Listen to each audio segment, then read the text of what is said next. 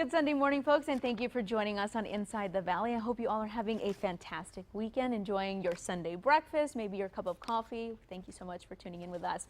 Joining us right now, we are talking to FEMA. As you know, last month there was severe flooding, and a lot of you out there were affected. Your homes were damaged, and we have FEMA here talking to us today to talk about the information that you all need to know, just different questions, any advice that you can give, and kind of all that information. We have Leti Garza here, and we have Robin Smith. Both of you, thank you so much for coming in today. Thank you, Gabby. It's good to be here. Yes, thank you. So tell us a little bit about FEMA itself and kind of how you all stepped in now with the floods and the damage that had happened in June. Well, we are here after a presidential disaster declaration that currently is for Cameron and Hidalgo counties. There's a possibility that others may be added as the governor asks for potential assistance elsewhere. But right now, this is where we are. We have staff on the ground who are going door to door, actually trying to assist, looking for those who may have special needs or maybe need assistance in registering as well. And speaking of registration, we want folks to call. I'm sure the number will be on your screen. It is 1-800-621-3362 or www.femadisaster.gov. Now, you have to go through, you have to have the following information for the registration. Of course, your address and your zip code, all the basic things. But I think the most important one is your Social Security. Right, most definitely. Yes.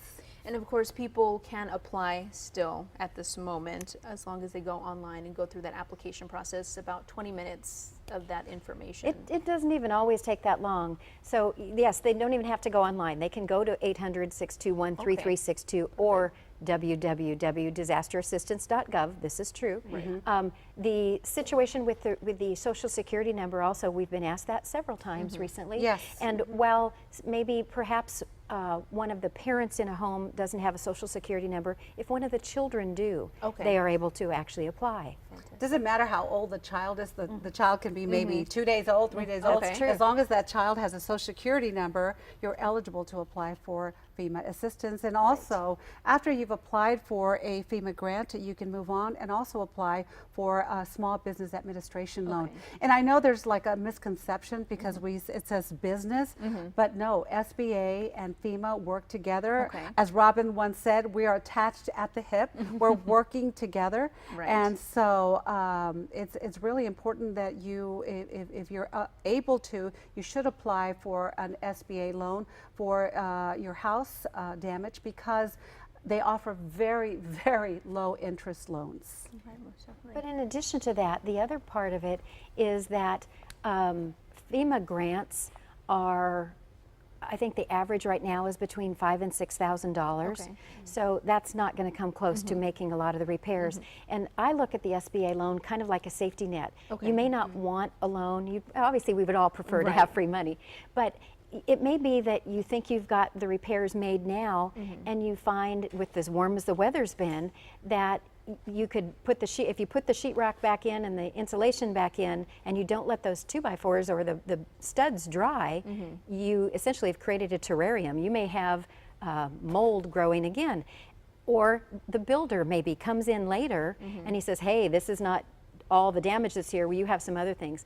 Having that SBA loan just sitting there, and they're not going to charge you interest until you actually would use some of the money, then it gives you the option and somewhere to go back and potentially get further assistance. And you know, Robin mentioned something, she mentioned safety net. Another safety net that we do offer is ONA, which is Other Needs Assistance. And that money is put aside for folks who maybe did not receive an SBA loan, but they need money for small things like medicines. Let's just say you lost your wheelchair or your crutches in the flood. So that money will help you, and it's called ONA. Once you've applied for FEMA, you automatically, and you will get ONA assistance. Well, actually, the way it usually works is you fill out the application, and then you are referred to the Small Business Administration. You need to be sure and fill out the Small Business Administration loan, even if you think you won't qualify or you know you won't qualify. first of all, don't be that confident because they're very forgiving. The SBA loans are really wonderful. Really? But in addition, if you are turned down for the SBA loan, then you could be Right, referred. ONA. You will automatically be referred over to ONA. Now I know we specifically want to touch on, you mentioned that what people are getting are $5,000 to $6,000, and of course you want people not to be hoping that they're going to be getting tens of thousands of dollars to kind of repair their entire home, because Right. that's just, there's so many other disasters out there, and of course so much money that we can use for so many people that have been affected. Well, first of all, I want to mention the $5,000 to $6,000 is an average. Okay. So it could be that some will get less, some will get more. But yes, FEMA has only been tasked by Congress to help you with safe, secure, and sanitary. So that's very basic things. And I try to always use an example of the floors. Right. They're a good example. Say the water came up to your floor and you have carpets on top of the floors, or you have tile. We may be able to help you if the wood underneath is damaged, but we may not assist you with the carpeting or the tile, because you can live in a basic fashion to get you started on that recovery by still walking on the new plywood or Yes. whatever. So that's probably a good example. Do you have another one that might Well, what I was going to bring up, that brings up deferred maintenance. You know, some people may not receive assistance because of what we call deferred maintenance, and all that means is a pre-existing condition. You know, Robin was talking about wood, maybe the fact that it has to dry, but then what if that wood was dry rot? What if it was eaten by termites? That's what we consider a pre-existing condition. Yeah, those would be deferred. That is deferred maintenance. Yeah, and it may be that you could still get FEMA assistance, just perhaps not for that portion. Right, So right. there would still be perhaps other things. And then something that I've learned about FEMA, since I'm new to FEMA and I'm happy to be here, is it's called individual. It's a FEMA grant, but it's an individual assistance FEMA grant. Okay. So it's just like Robin said, everybody is different. Everybody's needs are different. It just depends. Most definitely, Yes. of course. And so I know that we've spoken on this before, and we've touched on this to let the public kind of know, if you did request assistance from FEMA in the past and you did get help for a flooding, you know, and you did not get flood insurance, or you did not get insurance on your home, you won't be able to.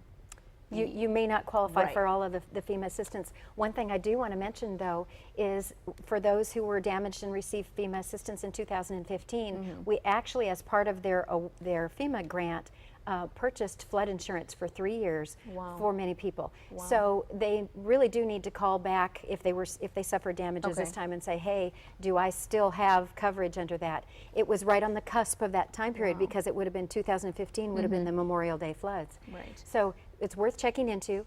One of the things we do need to remind people, though, is if you do get a FEMA grant in the past or going forward, the expectation is that you maintain flood insurance going forward. If you do not, it does indeed limit you on what you may be able to get. Having said that, however, we are not the only game in town. Right. And that sounds like a humorous phrase, but the reality of it is we come in, we can help with this one thing. Your communities, the state's programs are here all the time.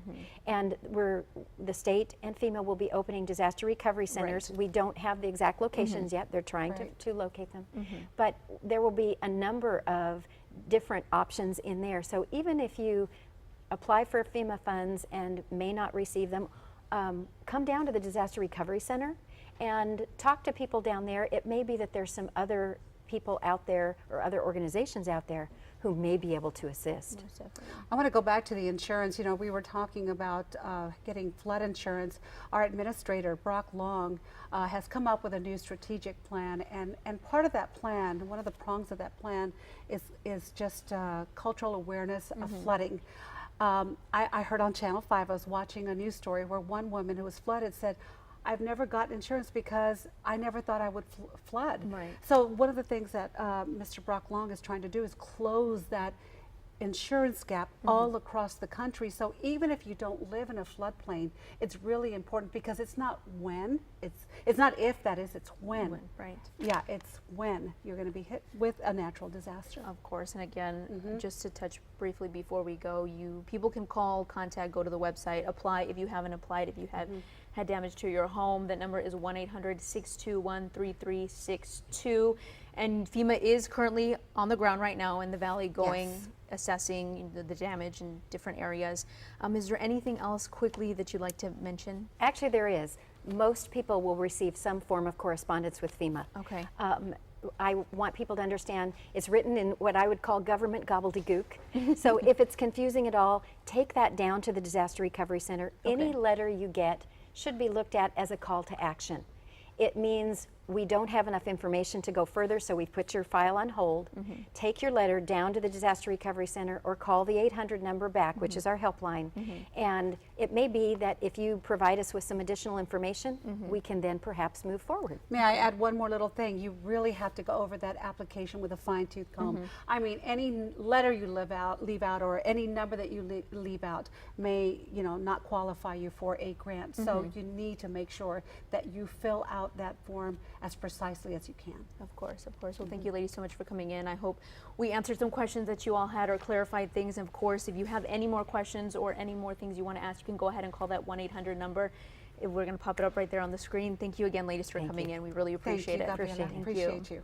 All right, folks, well, when we come back, we are talking about Operation Lone Star. We have all those details in just a few minutes.